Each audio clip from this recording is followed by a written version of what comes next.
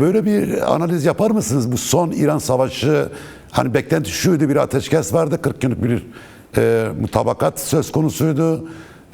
Bir uzlaşı bekleniyordu ama birdenbire savaş tekrar başladı. Neden bir yarı kalmış bir dönemden mi geçiyoruz? Yani bu savaş daha uzun bir süreyi mi kapsayacak? Yani 40 gün değil, benim hatırladığım kadarıyla 60 günlük bir ateşkes. Doğru, Bu 60 süre gün. içerisinde evet, bir mutabakata varılmıştı. Ama zaten bu mutabakata varıldığında mutabakat metninin ortaya çıkmasıyla birlikte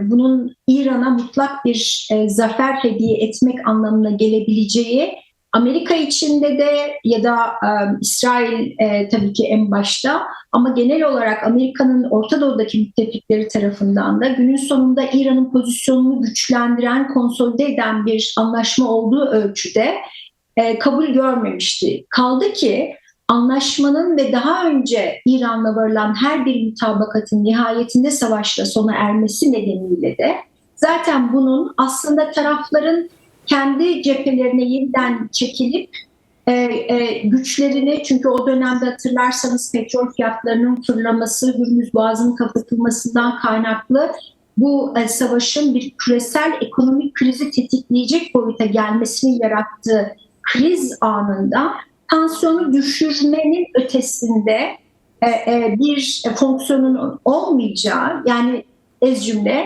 nihai bir anlaşma, o 60 günün sonunda nihai bir anlaşmanın ortaya çıkmasından çok o mevcut sıkışmışlık halinde tansiyonu düşürmeye en fazla yarayacak bir anlaşma olduğunu, genel bir kanaat, dediğim gibi anlaşma ortaya çıktıktan sonra oluşmuştu. Hani diğer konukların da eminim katkısı olacaktır. Dolayısıyla da fazla uzatmak istemiyorum.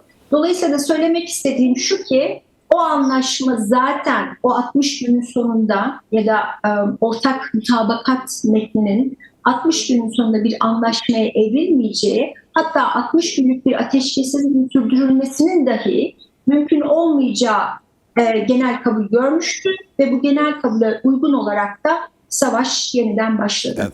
Arzu Hoca, tabii Trump, az önce İkbal Hoca söyledi bunu. Tabii Trump tek başına hareket eden bir insan değil. Magazinler yani olan bir lider. Çok fazla konuşan, çok fazla pot kıran, çok fazla işte magazin üreten bir lider, ama sonuçta Washington diye bir yer var, Beyaz Saray diye bir yer var, Pentagon var ve dünyanın en önemli güçlü ekonomisine sahip, en büyük ordusuna sahip, en fazla askeri üssüne sahip bir devletten bahsediyoruz. Bu anlamda yani Trump'ı bu anlamda değerlendirirsek, Trump yönetiminin İran stratejisi öngörülebilir bir strateji midir? Yani ne yaptıklarını bu konuda bizim bir fikir üretmemiz mümkün mü? Gerçekten ne yapmak istiyor Trump yönetimi İran'la ilgili? Siz nasıl bakıyorsunuz? Bu soruyu sorduğunuz için teşekkür ederim. Çünkü ben ikinci kez söz aldığımda üzülerek İkbal Hoca'ya hiç katılmadığımı söyleyecektim. Bu soru vesilesiyle neden katılmadığımı açmak imkanı da olacak. Çünkü aslına bakarsanız biz özellikle Şubat'tan bu yana ve de spesifik olarak Amerikan medyasında yayınlanan haberlerden artık biliyoruz ki bu savaşa Trump'ı ikna eden Amerika'nın müesses nizamının ya da Trump'ın adamları, yani bir Pentagon, bir dışişleri ya da danışmanları değil, İsrail.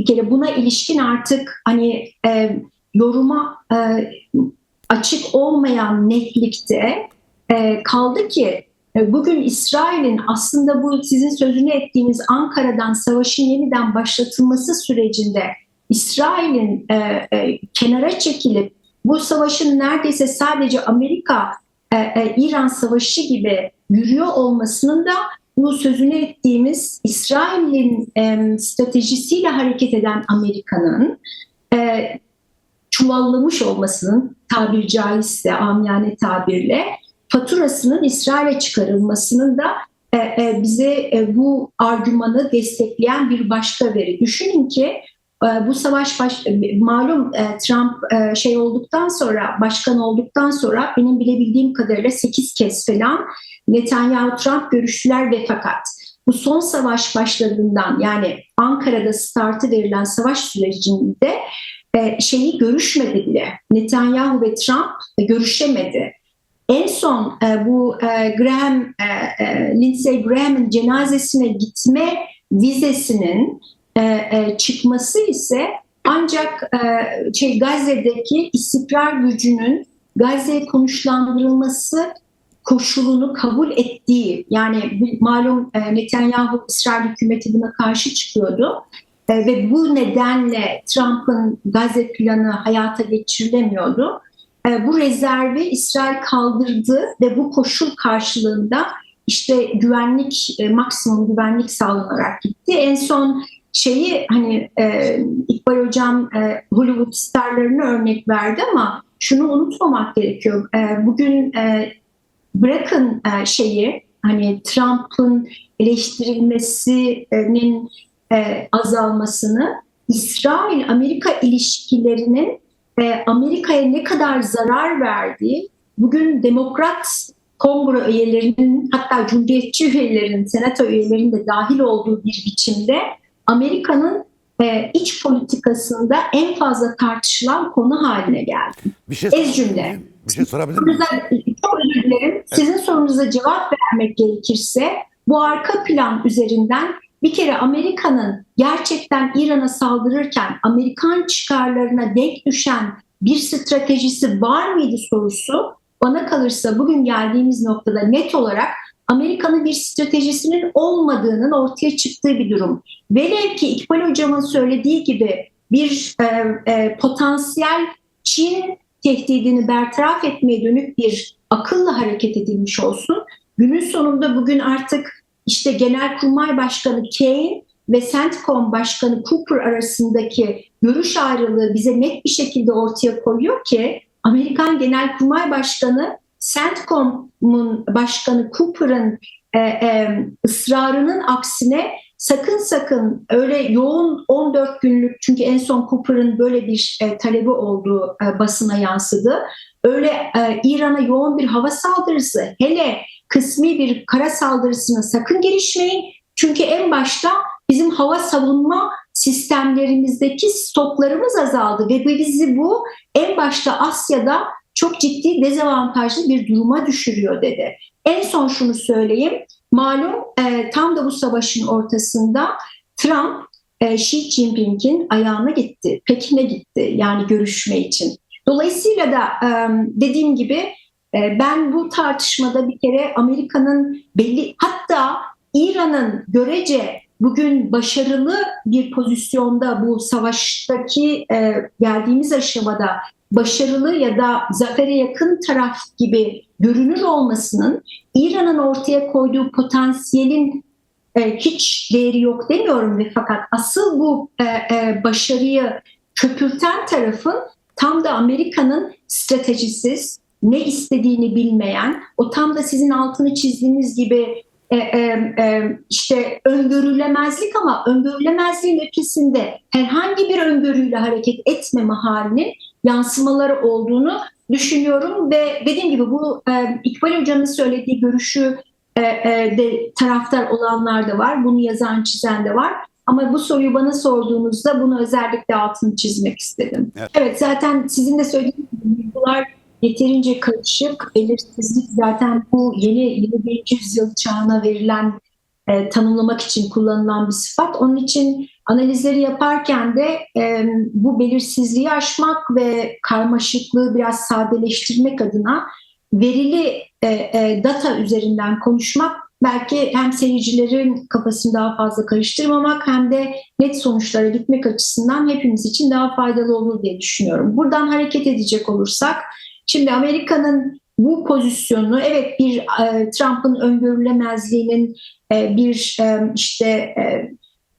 diplomatik bir şey olarak, avantaj olarak kullanılmaya çalışıldığı vesaire doğru, ama günün sonunda Trump yönetimi gelmeden mottosu önce Amerika'ydı. Daha sonra bu yönetimin çıkardığı bir ulusal güvenlik strateji belgesi var. O belgede zaten sadece İran ya da Orta Doğu konusunda değil, genel dünya düzeniyle ilgili nasıl bir perspektifleri olduğunu ortaya koymuştu. Ve geldiğimiz aşamada da en başta hiç şüphesiz evet, Orta Doğu ile ilgili, yani buna artık itirazı olan yok zaten, bir entegrasyonu amaçlıyordu ve fakat sorun şu ki o entegrasyonun yine Trump tarafından temeli atılan çerçeve Abraham anlaşmalarıydı ve fakat biz Abraham anlaşmalarının tam da o entegrasyonu sağlamak amacıyla atılan temelin Gazze Savaşı'ndan sonra, daha da önemlisi İran Savaşı'ndan sonra tümüyle berhava olduğunu gördük. Dolayısıyla da böyle bir hikayede Amerika'nın Orta Doğu ölçeğinde yapıp etmekte olduklarının bir koordinasyon görevinin ötesine gitmemek motivasyonuyla, en azından niyetinin bu olduğu açık. Ama bu geldiğimiz aşamada bir kere bunun bir Arap-Fars savaşına döndüğü hiç şüphesiz İsrail'in istediği bu. Ama bu geçtiğimiz Şubat ayından beri tecrübe ettiğimiz şey net olarak şunu gösteriyor. Bu işin en büyük kaybedeni Körfez ülkeleri oldu. İran, İsrail, Amerika savaşının. Ama bu en büyük kaybeden olmalarına rağmen bugün hala Irak'a ilk kez, işte dün bir operasyon Amerika ile Suudi Arabistan yapmış olsa dahi Suudi Arabistan Dışişleri Bakanı'nın bu ortak operasyondan sonra attığı ilk adım hemen Washington'a ulaşıp Muhammed Bin Salman'ın asla bu eskalasyonu artırma niyeti taşımadığı, bilakis tansiyonu düşürmek istediğiydi. Dolayısıyla da bu hatta birçok yorumcu, benim kişisel yorumum değil ama okumalardan anladığım, daha çok Suudi Arabistan'ın Ensarullah ya da Husilerin Yemen'de en son Kızıldeniz ve Bab-ül Mandeb bağlamında Suudi Arabistan'ın limanlarını ve gemilerini hedef almasıyla bir tür caydırıcı, Hacı Şabi'yi hedef alarak bir tür bu konuda yapabilecek bir uyarı niteliğinde olduğunu gösteriyor. En son tahlilde söylemek istediğim şu, benim anladığım, yanılıyor olabilirim, zaten bunu tartışmak için buradayız. Benim anladığım şu ki, biraz önce referans verdiğim verileri de göz önünde bulundurduğumuzda, ben Amerika'nın Orta Doğu'da en fazla bir koordinatörlük, bu zaten literatürde de çoktan dolaşıma girdi. Sizin o altını çizdiğiniz hani başarısızlıkları aslında bir başka veri. Hatta şöyle söyleyelim, yine literatürde Latin Amerika dışında Amerika'nın dış müdahalelerde başarılı olduğu tek bir case'in olmadığı onlarca yazıda kanıtlanmış, verilere dayalı olarak tartışılmış vaziyette. Dolayısıyla da hem o ulusal güvenlik strateji belgesi, hem Trump'ın bir önceki evet İran hani bir İran dostu Trump'tan bahsetmiyoruz ama zaten biz mesela en fazla maksimum baskı politikasıyla, yani o yaptırımların devamından yana ve hatta Obama'nın yaptığı anlaşmayı da bu yaptırımlarla altını oymak ve anlaşmadan malum çekilmişti, nükleer anlaşmadan.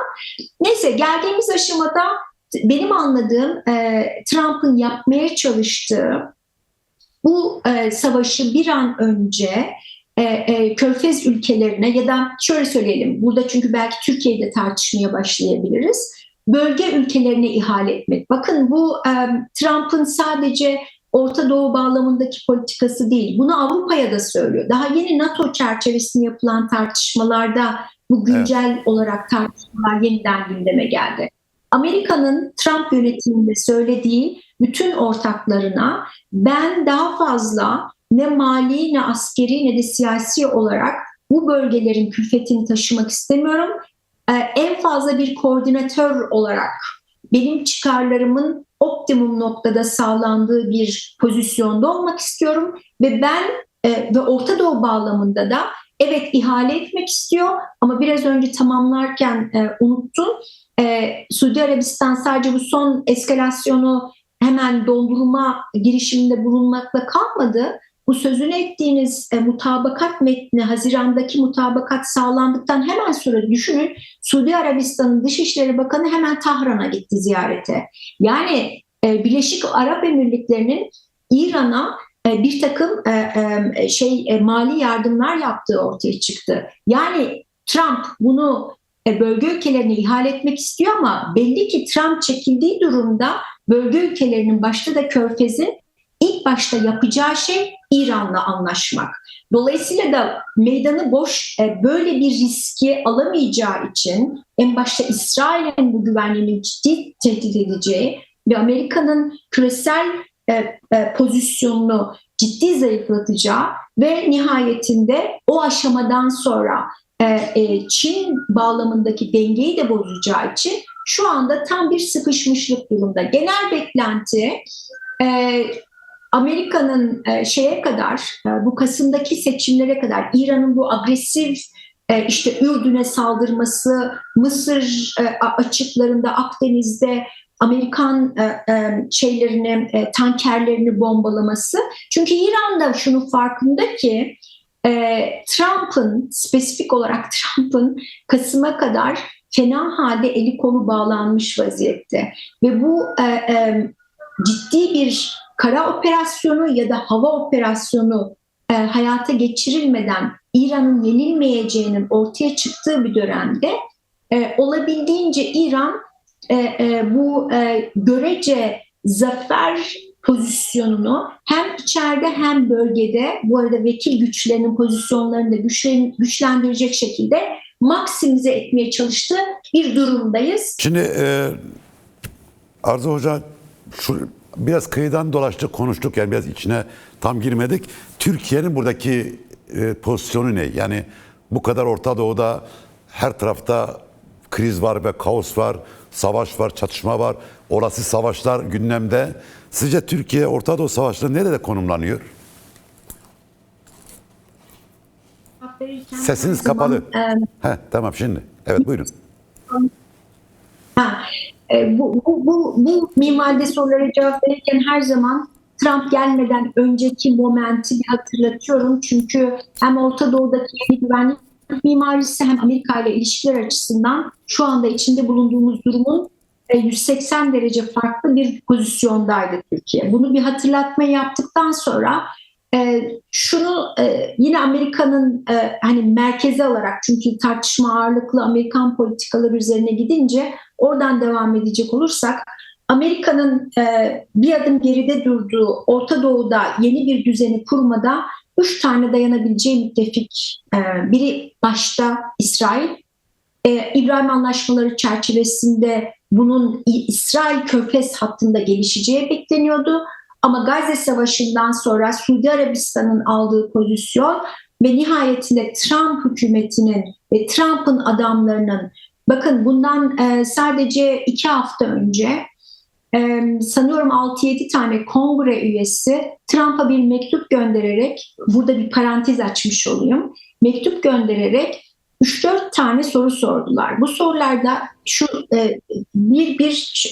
madde diyorlar ki 2025 yılında Donald Trump Jr., yani Trump'ın büyük oğlu, Türkiye'ye gidip hangi iş anlaşmalarını yaptı? Trump ve Barack ailesinin Erdoğan ailesi ve Türkiye ile Türkiye içinde kamu ihaleleri, Türkiye dışında Türkiye yatırımlarındaki ortaklıkları nelerdir? S-400 daha şey olmadan işte Türkiye'de konuşulurken F-35'in Türkiye'ye verileceği sözünün vermesinin Amerikan güvenliği açısından oluşturduğu riskler nelerdir? Şimdi bu parantezi niye açtım? Çünkü dediğim gibi aslında Amerika'nın Orta Doğu'ya baktığı yerden bugün Amerika'nın işbirliği yapacağı müttefikler İsrail ve Körfez görünürken biz Trump'ın iktidara gelmesiyle birlikte hikaye Türkiye'nin birden ve aniden ve de en başta Suriye sahnesinde dahil olduğunu gördük. Şimdi bugün geldiğimiz aşamada özellikle Trump'ın kişisel olarak Türkiye'ye gösterdiği teveccühün sahadaki karşılığına baktığımda benim gördüğüm şu: Türkiye Suriye'deki, bunu kendi ağızlarıyla da söylüyor zaten Trump, belli ki Türkiye Suriye ile ilgili bir plan Trump'a sunmuş, İsrail'de İran'la ilgili bir plan sundu ve Türkiye Suriye ile ilgili planında muvaffak oldu. Yani Amerika'ya hiçbir maliyet çıkarmadan oradaki rejimi devirmeyi becerdi. Ama İsrail'in yaptığı planın peşine takılan Amerika hem ciddi bir askeri risk almak zorunda kaldı, hem de Trump siyaseten çok zayıfladı. Şimdi böyle bir tabloda nihayetinde İran Savaşı'nın ve Suriye'deki geldiğimiz aşamada bakın Aoun ilk önce İsrail'e gitti, sonra Washington'a gitti. Bugün Ankara'daydı. Zeydi ilk önce Washington'a gitti, sonra Tahran'a gitti. Dün Ankara'daydı. Yani belli ki ve biraz önce zaten konuştuk, son eskalasyonda İsrail-ABD-İran savaşının gerisinde tutuldu. Ve Lübnan'ın güneyinden çekilme konusunda Trump-Netanyahu üzerinde ciddi bir baskı oluşturup nihayetinde Lübnan hükümetiyle İsrail arasında bir Litani Nehri'nin güneyinden çekilmesi konusunda muvaffak oldu ve biraz önce söylediğim gibi Gazze planında istikrar gücünün kabul edilmesi konusunda İsrail üzerine baskı kurdu. Şimdi bu hikayede bugün özellikle Aoun'la basın toplantısını izlediğimde de ben bir süredir, çünkü biliyorsunuz bundan yaklaşık 1,5 ay önce zaten Erdoğan işareti vermişti. Ne dedi? Türkiye'nin güvenliği Şam ve Beyrut'tan, birdenbire böyle bir misak-ı milliye alışmıştık da misak-ı milli, yani çünkü güvenlik oradan Beyrut başlar. orada değildi ama. Beyrut yoktu onun içerisinde. Beyrut yoktu içerisinde. Beyrut birden 1,5 ay önce ama bugün baktığımızda Aoun'un bugünkü ziyaretini en son tahlilde referans aldığımızda belli ki bunlar daha önceden, dediğim gibi, yani benim tartışalım diye zaten söylüyorum. Benim anladığım, dediğim gibi, bu İsrail'in bir adım geri durmasında Trump yine bir amiyane tabirle hiç kuşkusuz İsrail-Amerika ilişkilerinin çok daha köklü, yapısal, girift bir doğası var. Bu yeni ulusal güvenlik strateji belgesinde Pentagon'un şeyine baktığınız zaman, o 1 trilyonu aşkın dolarlık bütçesine baktığınız zaman neredeyse ortak savunma, tek devlet, Türkiye'nin var ya, iki devlet bir millet o hesap, 2 millet tek devlet yoluna doğru gidiyor. Bunlar bir vaka olmakla birlikte Türkiye'nin bu son dönemde kısaca ve kabaca anlatmaya çalıştığım fotoğrafta öne çıkmasının böyle bir arka planı, tekrar ediyorum, o biraz önce kongre üyelerinin Trump'a gönderdiği mektup, yani Barak ailesi ve Trump ailesinin Erdoğan ailesiyle kurduğu özel ilişkileri de hatırda tutarak ve fakat bunun yanına İsrail'in o İran ki temel argümanın biraz önce söylediğim gibi Amerika'nın bir stratejisinin olduğu değil, İsrail'in bu savaşı Amerika'yı zorladığı varsayımından hareket edecek olursak başarısızlığı Türkiye'ye alan açmış görünüyor. Bu Lübnan'da Türkiye ne yapabilir? Buna ilişkin ayrıca konuşabiliriz. Suriye'de ne yapabilir? Irak'ta Zeydi'nin hocam bahsetti, bu Kerkük meselesi, kalkınma yolu projesi. En son şunu söyleyeyim. İran, belli ki Türkiye hem Lübnan'da hem Suriye'de hem Irak'ta İsrail'in İran'da beceremediğinin Amerikan iç kamuoyunda bile antipati ve bir dışlanma, uluslararası alanda kredibilitesinin son derece düştüğü ve Netanyahu'yu Eylül'de muhtemelen kaybedeceği bir seçimi beklediği bir konjonktürde o bir an önce üzerindeki Orta Doğu yükünü omzuna atacak bir arayan, ortak diyelim, ortak değil aslında, bu yükü sırtlanacak birini arayan ve Körfez'den bu anlamda hiçbir ışık görmeyen, bakın nükleer çok uzun zamandır bu aslında bir şeydi, her bir konu aslında detaylı tartışılmaya muhtaç. Çünkü Suudi Arabistan çoktandır bunun peşindeydi. Trump Riyad'a ziyaret edip kaç milyar dolardı o? Şimdi hatırlamıyorum. 50 milyar dolarlık bir Suudi Arabistan. 560 milyar dolardan bahsediyor. Bütün bunlar rüşvetiydi. Bir nükleer güç olmak istiyor Suudi Arabistan. Bakın bugün eğer Trump üstelik de sizin altını çizdiğiniz gibi barışçıl bir nükleer teknoloji değil, bilakis barışçıl nükleer teknolojinin transferinde belli uluslararası kurallar var. Evet. Ve biz bugün öğreniyoruz o kurallar Suudi Arabistan'la yapılan nükleer teknoloji transferi anlaşmasında geçerli değil. Yani bir uranın zenginleştirme imkanını tanıyan bir anlaşma bu.